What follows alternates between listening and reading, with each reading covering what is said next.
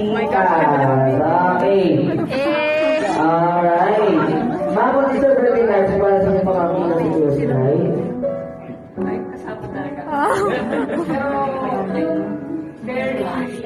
Really emotional for me. I think I'm gonna cry. Pagkakaunawa na sa Sky. Ang message ko ay sa mga magulang. Sana ay...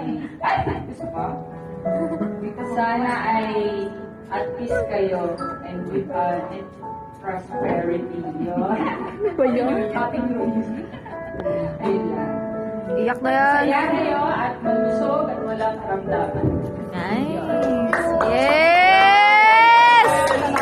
Bridget? Oh, para kay Baby Sky, happy birthday. Yun nga yan, sayang, pauwi na, pero I want you to go strong as your mom and your dad. And also, yung mga, kami ng mga tito-tita mo, na sana lahat ng kung matupad mo rin, kung ano man yun. Yung tama nga, yung sabi ng tita niya, yung hini pong message pagka medyo edad-edad na ikaw, tsaka kuliwan na ikaw. Happy Sky, for the meantime, be happy and be a cheerful baby always. Iyak na yun. Yung lang. Meron pa. Totoo. Tatatayin yun.